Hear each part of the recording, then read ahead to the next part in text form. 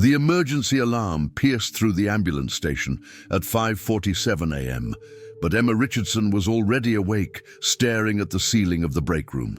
November mornings in East London carried a particular kind of cold that seeped through the walls, the kind that reminded her of all those mornings her mother would leave for her night shifts, wrapping Emma in 3 blankets and whispering, "Be brave, my love." 25 years of being brave. 25 years of not asking about the man whose absence shaped every corner of their small flat in Whitechapel.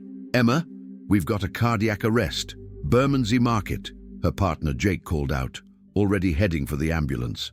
She grabbed her jacket, muscle memory taking over as her mind remained trapped in that familiar morning melancholy that always came with November, the month she was born, the month he left. The streets blurred past the ambulance windows, red brick giving way to glass, then back to brick again. London at dawn was a city of shadows and promises, of people rushing towards something or away from something else. Emma had learned to read the rhythms of these streets, the way desperation looked different at 6 a.m. than it did at midnight, the way hope could flicker in the most unexpected places. 58-year-old male collapsed near the flower stalls. Dispatch crackled through the radio. Bystander performing CPR. Emma's hands automatically checked her equipment. Defibrillator, medication kit, airways. Each item a small promise that she could make a difference, that she could be the person who stayed when it mattered most. It was why she became a paramedic, though she'd never admitted it aloud, not even to her mother. Every life she saved was a small rebellion against the leaving, against the giving up. The market materialized through the morning fog, its Victorian iron framework standing like a skeleton against the grey sky. A small crowd had gathered near the entrance, their breath visible in the cold air, forming a reluctant circle around someone on the ground. "Move aside, please! Paramedics coming through!" Jake's voice cut through the murmuring crowd. Emma dropped to her knees beside the man, her trained eyes taking in everything at once. Worn clothes, layers upon layers despite the mild autumn. Homeless, probably. Weathered face, grey stubble, approximately late 50s. No visible injuries.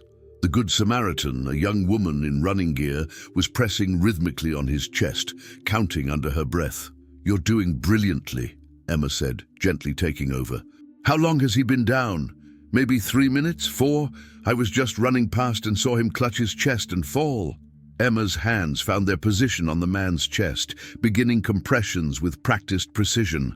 1, 2, 3, 4, the rhythm she knew better than her own heartbeat. Jake was already setting up the defibrillator, his movements a familiar dance they'd performed hundreds of times, but something made her look at the man's face. Really look. The morning light caught the angle of his jaw, the way his graying hair fell across his forehead. Her hands didn't stop their rhythm, but her breath caught. That nose, she'd seen that nose every morning in the mirror, had traced its shape in her own reflection, wondering where it came from. "Emma, patches are on. Stand clear for rhythm check," Jake said. She pulled back, her eyes drawn to the man's wrist, where his sleeve had ridden up. There, faded but unmistakable, was a tattoo. 2 letters intertwined. S.R. Sarah Richardson, her mother's initials. And below them, a date that made her blood run cold. 15/11/1999, her birthday. The defibrillator's mechanical voice announced, "Shock advised." "Everyone stand clear," Jake called out. Emma watched the electricity course through the stranger's body. No, not a stranger. Never a stranger. The man who had existed only in empty spaces and unanswered questions. The man whose leaving had defined who she became. "Resume CPR," the machine commanded. Her hands found his chest again, pumping life into the heart that had chosen to stop loving her before she could even say his name. Each compression was a question. Why? Why did you leave? Why weren't we enough? Why are you here on these streets dying under my hands? 30 compressions, 2 breaths. The taste of irony bitter in her mouth as she sealed her lips over his, breathing her life into his lungs. The first time she'd ever been this close to her father, and he was unconscious, dying, dependent on the daughter he'd abandoned. "I've got a pulse," Jake announced, his fingers pressed against the man's neck. "Weak, but it's there." Emma sat back on her heels, watching as they loaded him onto the stretcher. His eyes remained closed, but his chest rose and fell, alive, because of her. "You all right?" Jake asked, noticing her stillness. "You look like you've seen a ghost." She almost laughed at the accuracy of it. "I'm fine. Let's get him to St. Thomas." As the ambulance pulled away from the market, Emma looked back at the spot where he'd fallen. A worn rucksack lay forgotten by the flower stall, and without thinking, she grabbed it before climbing into the back of the ambulance. Inside, she could feel the weight of papers, the edges of what looked like cards through the canvas. The fluorescent lights of St. Thomas's Hospital Emergency Department hummed with familiar indifference as Emma wheeled him in. The same corridors where her mother had worked double shifts to keep them afloat, the same walls that had heard Sarah Richardson's footsteps at 3 a.m, going home to a sleeping child who didn't yet understand why love sometimes meant leaving. Cardiac arrest, down approximately 4 minutes, Rosk achieved after 2 rounds of CPR and 1 shock, Emma reported mechanically to the receiving team, her professional voice betraying nothing of the storm inside her chest. Patient is stable, but remains unconscious. No identification found. That was a lie. She knew exactly who he was. Dr. Patel, whom Emma had known since she was a child visiting her mother at work, took over. "We'll take good care of him, Emma. Good save, a good save." She'd saved the man who couldn't save himself from leaving. I'll do the paperwork," she muttered, retreating to the break room with the rucksack clutched against her chest like armor. Jake was already heading back to the ambulance, giving her the space that good partners know when to give. The break room was empty, morning shift change still an hour away. Emma sat at the scarred wooden table where her mother used to eat hurried lunches between shifts and opened the rucksack with trembling fingers. The smell hit her first. Dampness, old paper, and something else. Regret, maybe, if regret had a smell. Inside, wrapped in a plastic bag to protect them from the rain, were cards, birthday cards, 25 of them, each one marked with a year, starting from 2000. She opened the first one, her 1-year-old birthday. His handwriting was neat, careful.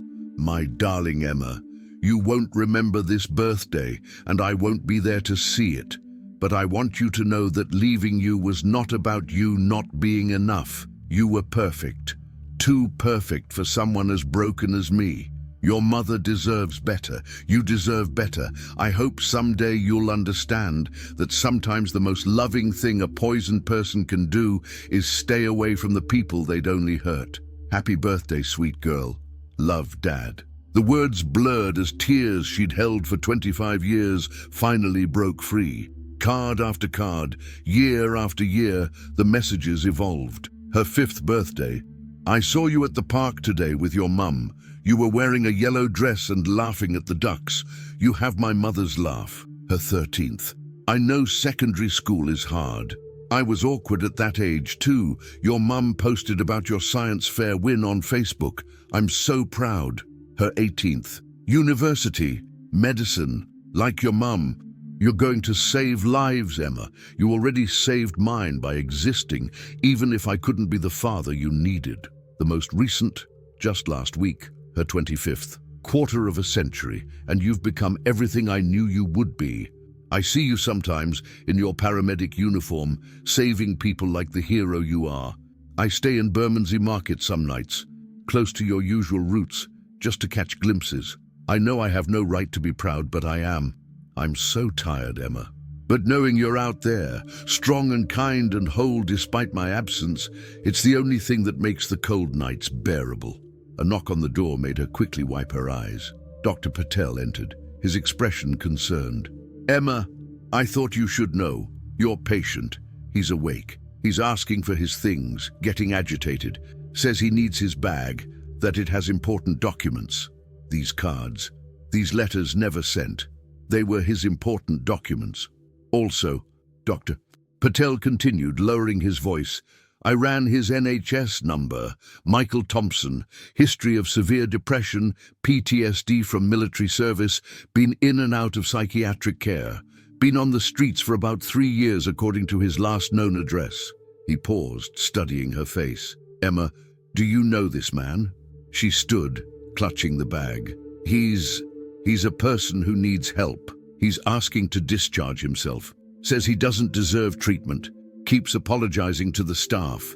Classic survivor's guilt presentation. We can't keep him against his will unless... I'll talk to him, Emma heard herself say. Sometimes people need to hear that they're worth saving. Walking down the corridor toward his room, each step felt like crossing years. Through the small window, she could see him sitting up in bed, his face turned toward the window. The morning light made him look older, more fragile than the ghost she'd built in her mind. His fingers twisted the hospital blanket, the same nervous gesture she did when anxious. She knocked, then entered before she could lose her nerve. Michael Thompson looked up, and their matching brown eyes met for the first time since she was 6 months old. Recognition flooded his face, followed immediately by a pain so raw it took her breath away. Emma, he whispered, her name a prayer and an apology all at once. Oh God, it was you! You saved me. I didn't want... You shouldn't have had to... Stop, she said, surprised by the steadiness in her voice. She set his bag on the chair beside his bed. Your cards are safe. His hands flew to his face. You read them. Every one. I'm sorry. I'm so sorry. I never meant for you to... Why? The word erupted from her, 25 years of wondering, compressed into 3 letters. Why did you leave? Why did you stay away? Why were we not enough to fight for? Michael's hands shook as he reached for the water glass on the bedside table, his fingers unable to grasp it properly. Emma found herself moving forward instinctively, steadying his hands with her own, a paramedic's response, she told herself, nothing more.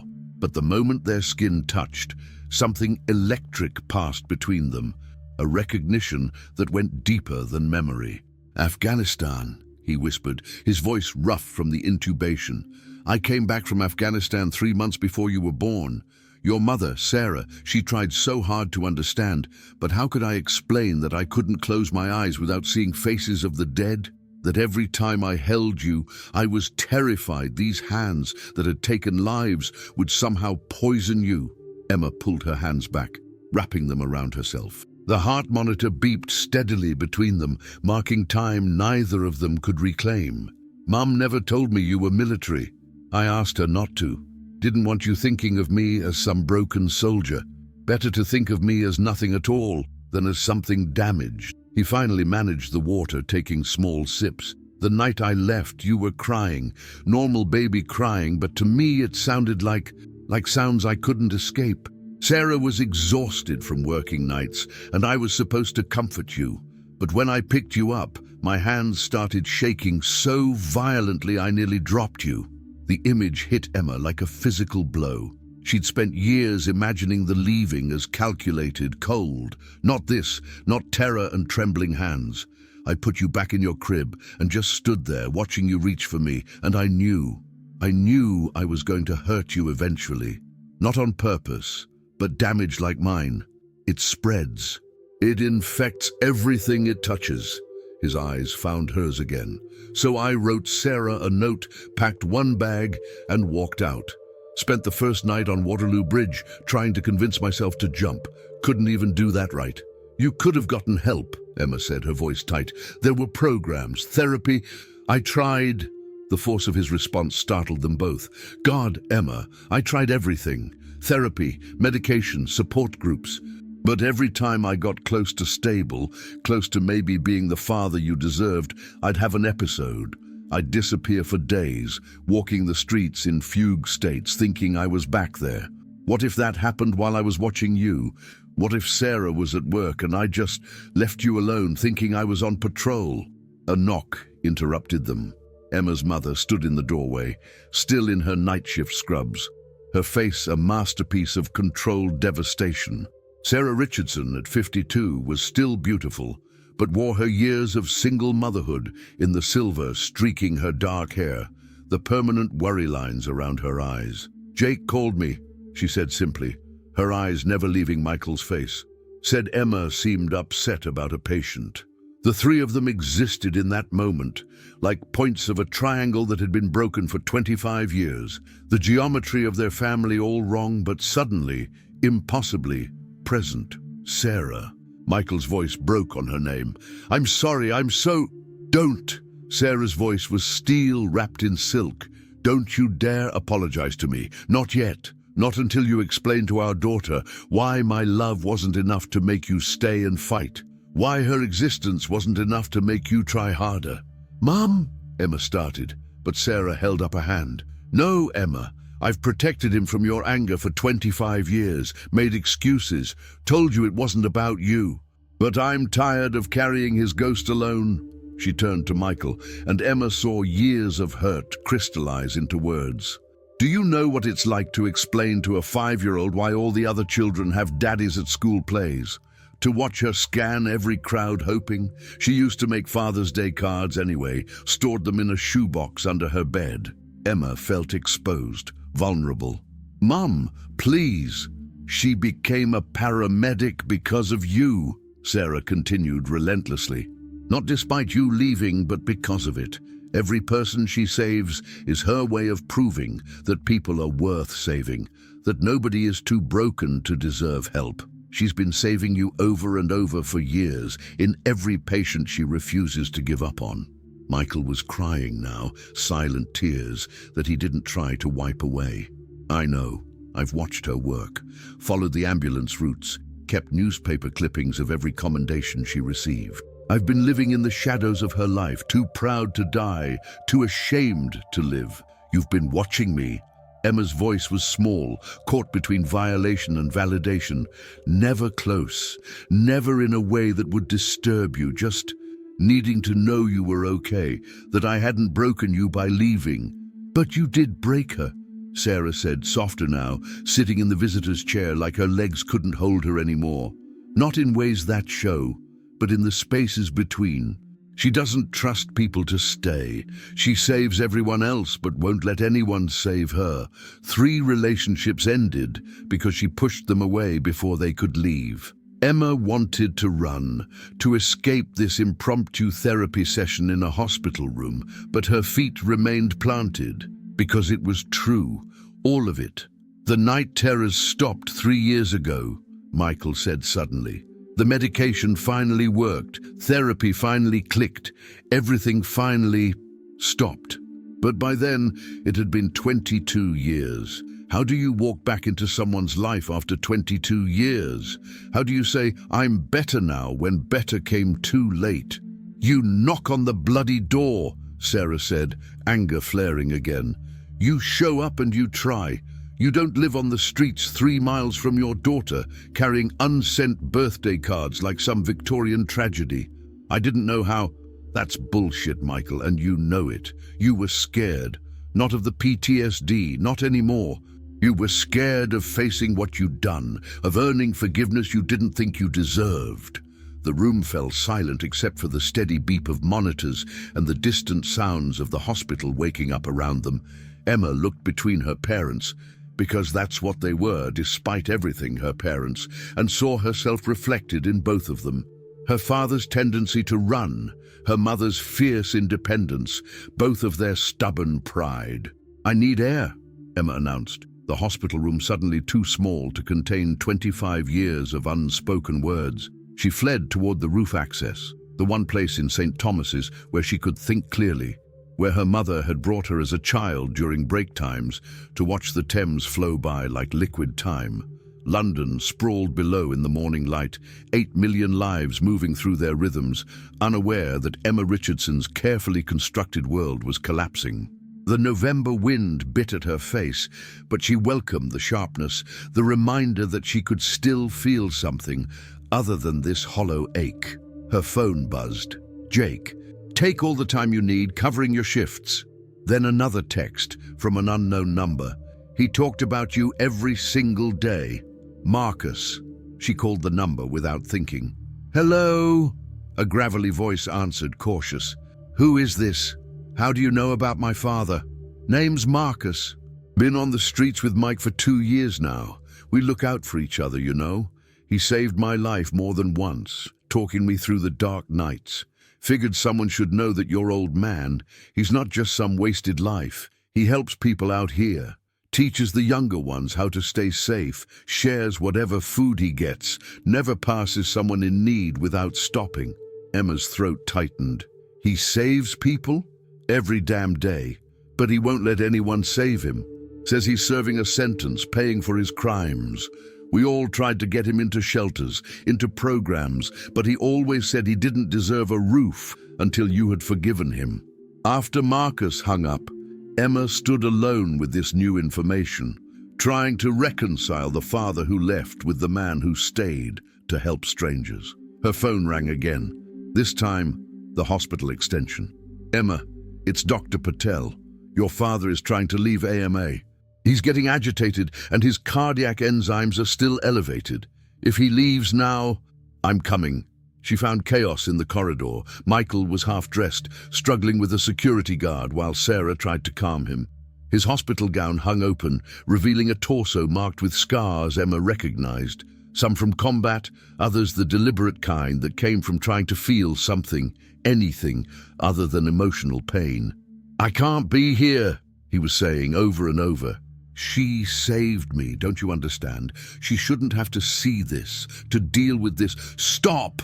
Emma's command voice, the one she used at accident scenes, cut through his panic. Everyone froze. Everyone out except family.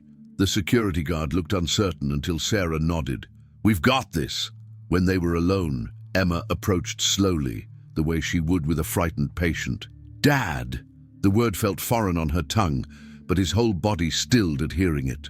You're having a panic attack. Breathe with me. In through your nose, hold, out through your mouth. She demonstrated, and muscle memory from his military training made him follow. Slowly, his breathing steadied. I don't deserve... Nobody deserves anything, Emma interrupted. That's not how this works. You think I deserve to have grown up without a father? Mom deserved to raise me alone. You deserved whatever happened in Afghanistan that broke you. She helped him back to the bed, her movements professionally gentle. Life isn't about deserving. It's about what we do with the cards we're dealt. You got dealt PTSD. You played it wrong for 25 years. But the game's not over. Sarah moved to the other side of the bed, and Emma saw her parents look at each other properly for the first time. Her mother's hand hovered near Michael's, not touching, but close enough to matter. The Emma I raised doesn't give up on people, Sarah said quietly, even when they've given up on themselves. She gets that from both of us, I think. My stubbornness, your stupid, heroic complex. I'm nobody's hero, Sarah. Tell that to Marcus, Emma said. He called me. Told me about the Michael Thompson who lives on the streets, the one who talks veterans out of suicide, who teaches teenage runaways how to stay safe, who gave his last £5 to a woman trying to buy formula for her baby. Michael's eyes widened. How did he...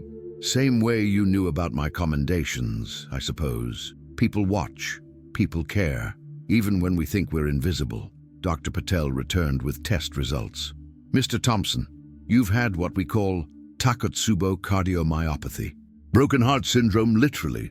Severe emotional stress caused your heart to temporarily change shape. It's treatable, but you need monitoring for at least 48 hours. Broken heart syndrome, Sarah laughed bitterly. How poetic. I'll stay, Emma said, surprising herself. I'll stay if you stay. Michael looked between them. This woman he'd loved and left. This daughter he'd watched from shadows. I don't know how to be a father. I don't know how to have one, Emma replied. But maybe we can figure it out together. Marcus seems to think you're worth saving. Mom spent 25 years not hating you, which for her is basically love. And she paused, searching for truth. I became who I am because of your absence. But maybe it's time to see who I could be with your presence. It won't be easy, Sarah warned. There's so much hurt, Michael. So many missed moments we can't get back. I know, he whispered, finally taking her offered hand. But maybe we can make new ones. Outside the window, London continued its relentless pace. But inside that small hospital room, time seemed to pause, offering them a chance that shouldn't exist. A family reunion 25 years in the making, built on the ruins of what should have been. Sarah's voice softened, the carrot lowering in her hand. She used to practice conversations with you in the mirror, Michael, preparing for the day you'd come back. By 15, she stopped believing you would, but she never stopped preparing, just in case. The kitchen fell silent, heavy with the weight of unclaimed years. Michael sank into a chair, his face in his hands. Emma watched her parents. Two people who had once loved each other enough to create her, now strangers bound by shared grief. I kept every school report, Michael said through his fingers. Found them online when the schools digitized. Every parents' evening I missed. I was across the street, watching other fathers walk in, telling myself next year I'd be better, next year I'd be ready. Emma poured tea, her hand steady despite the tremor in her heart. We can't get those years back. But Marcus told me something else, about the teenage girl you talked out of suicide last month. Her name's Lucy. She wants to meet you when you're better. Sarah looked up sharply. You saved someone? He saves people all the time, Mom. Just not himself. That evening, as London lights began twinkling outside, they ate together. Their first meal as a family. It was imperfect. Michael's hands shook. Sarah kept forgetting to eat, and Emma couldn't stop watching them both like they might disappear. But it was real. I have a confession, Emma said suddenly. I've been carrying something for years. She retrieved a shoebox from her bedroom, weathered and held together with tape. Inside were handmade Father's Day cards, birthday cards, Christmas cards, all addressed to Dad, never sent. Michael lifted one with trembling fingers, a crayon drawing of a house with 3 stick figures holding hands. You kept these? I kept hoping I'd have someone to give them to, Emma whispered. Even when I hated you for leaving, I kept making them. It was like if I stopped, you'd really be gone. Sarah reached across the table, taking both their hands. We're all broken, aren't we, in different ways? You broke from war, Michael. I broke from anger. Emma broke from absence. But broken things can sometimes fit together in new ways. That night, as Michael slept on the sofa, he'd refused Emma's bed. Emma found her mother on the small balcony, staring at the same stars they'd wished on for 25 years. Can you forgive him? Emma asked. I forgave him years ago, Sarah said quietly. It was the only way to survive. But forgetting, that's different. Every milestone you reached, I saw his absence. Every time you succeeded despite him being gone, I hated him a little more for what he missed. But you still love him. It wasn't a question. Emma had seen it in the way her mother's hand lingered near his, the way her eyes softened when he spoke. Love doesn't die just because someone leaves, Emma. It just changes shape, becomes something else. Sometimes grief, sometimes anger, sometimes hope. She pulled her daughter close. You don't have to forgive him for me, or even for him. Do it for you, if you do it at all. Marcus arrived the next morning like a guardian angel dressed in army surplice, carrying 2 worn duffel bags and a suspicious expression. He was younger than Emma expected, maybe 40, with kind eyes that had seen too much. You must be the famous Emma, he said, setting down the bags. Mike's got your picture from the newspaper, the one where you saved that kid from the Thames. He cried for 3 days after that, proud tears though. Michael emerged from the bathroom, looking more human after a proper shower and shave. The 2 men embraced, a soldier's embrace, brief but solid. You clean up good, brother, Marcus said, then turned serious. You taking your meds? Every day? Therapy? Appointment tomorrow. Good. Marcus looked at Emma and Sarah. This man saved my life 7 times, literally. Pulled me off bridges, out of traffic, talked me through flashbacks that made me forget where I was. Don't let him tell you he's worthless. They spent the morning going through Michael's possessions. Painfully few for a lifetime. Books on trauma recovery, a notebook filled with observations about people he'd helped, a photo album Emma hadn't expected. What's this? She asked, opening it. Every page was about her. Newspaper clippings of her paramedic graduation, photos taken from far away of her at work, printed Facebook posts from Sarah's account before she made it private, a life documented from the shadows. Creepy, I know, Michael said, reaching for it, but Emma held it tight. No, it's proof that you never really left. You just loved from a distance. That's not love, Sarah said sharply. Love stays. Love fights. Love doesn't choose the easier pain of absence over the harder work of presence. You're right, Michael said simply. I was a coward. I convinced myself leaving was noble, but it was just fear. Fear of hurting you, yes, but mostly fear of being seen as broken, of Emma growing up ashamed of me. I grew up ashamed anyway, Emma said quietly. Ashamed I wasn't enough to make you stay. That's worse than having a broken father. At least broken can be fixed. The doorbell rang. Dr. Patel, making a house call.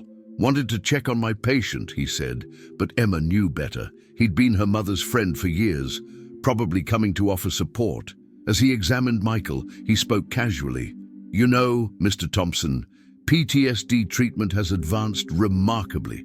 There's a new program at St. Thomas, specifically for veterans. Groundbreaking work with EMDR and assisted therapy. I could get you in.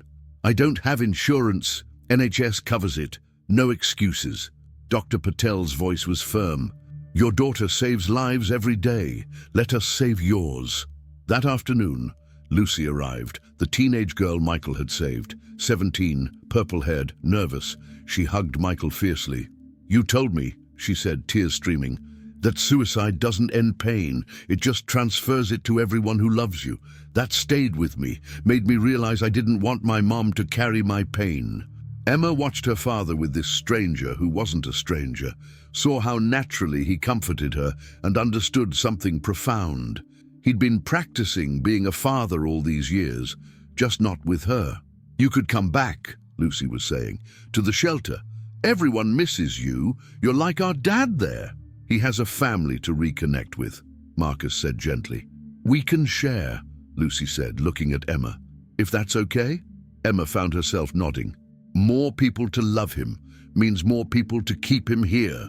That evening, exhausted from emotions, they ordered Chinese takeaway, Michael's first restaurant meal in 3 years. As they passed containers, Emma asked the question she'd been holding. What were you thinking that morning at the market, before your heart? That I was tired, Michael said honestly. So tired of carrying the weight of leaving you. I wasn't trying to die, Emma, but I wasn't trying to live either. Then I saw you, saving me, and I thought, maybe this is how it ends, with you being the hero I never was. 3 weeks later, Emma stood outside the Veterans Therapy Group at St. Thomas's, waiting. Through the small window, she could see her father speaking to a circle of men and women, his hands gesturing as he talked.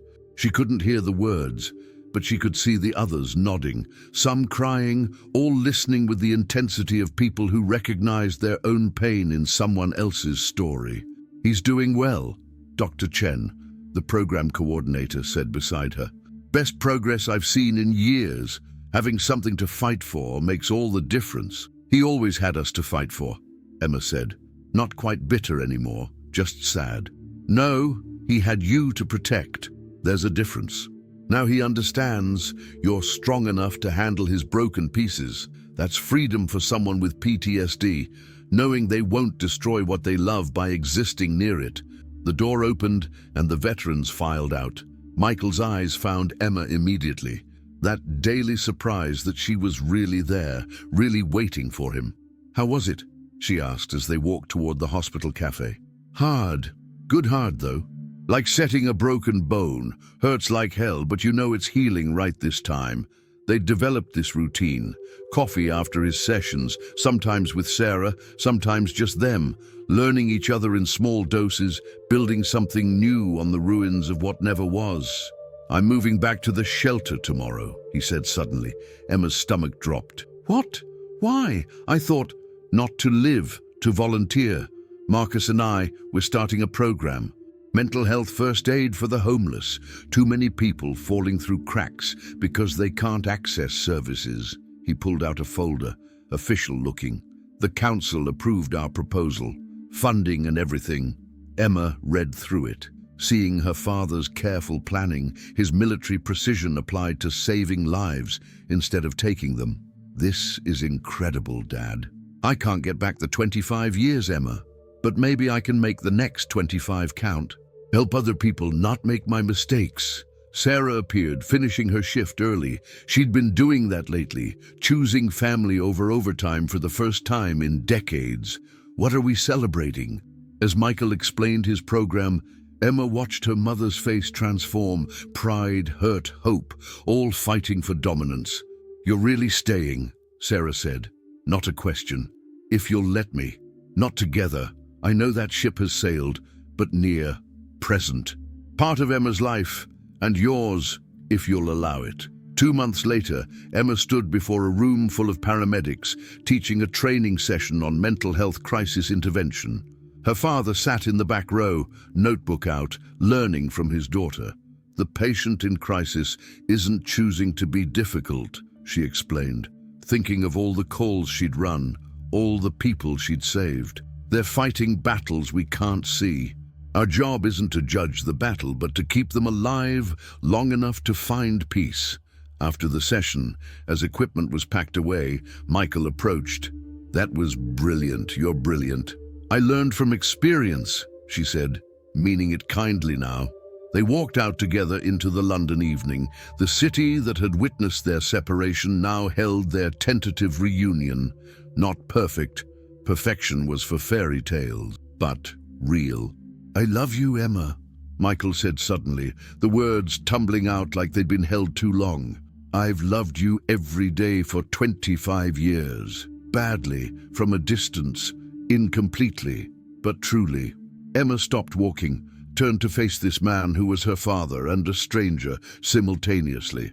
She thought of all the anger she'd carried, all the empty spaces where he should have been. Then she thought of Lucy, alive because of him, of Marcus, sober because of him, of all the invisible people he'd saved while she was saving others. I love you too, Dad. Not for who you were supposed to be, but for who you're becoming. They stood there on Waterloo Bridge, the same bridge where he'd once considered ending everything. The Thames flowed beneath them, carrying the city's stories out to sea. A father and daughter, found after being lost, broken but healing, apart but finally together. 6 months later, at the opening of the Thompson Richardson Centre for Homeless Veterans, funded by the NHS and named for both of them, Emma gave a speech. My father left when I was a baby, she began, looking at Michael in the front row, surrounded by people he'd saved. For 25 years, I thought that meant I wasn't worth staying for. But I learned something. Sometimes people leave not because we're not enough, but because they love us too much to risk breaking us. It's not right, it's not fair, but it's human. She found her mother's eyes, Sarah standing beside Michael, not touching but close. We don't get to choose our wounds, but we do get to choose whether we let them define us or refine us. My father chose wrong for 25 years, then he chose right. That's what redemption looks like. Not a moment, but 1,000 small choices to be better than you were yesterday. Boo us. The crowd applauded, but Emma only saw her parents, imperfect and present, proof that sometimes the longest journey is the one that brings you home.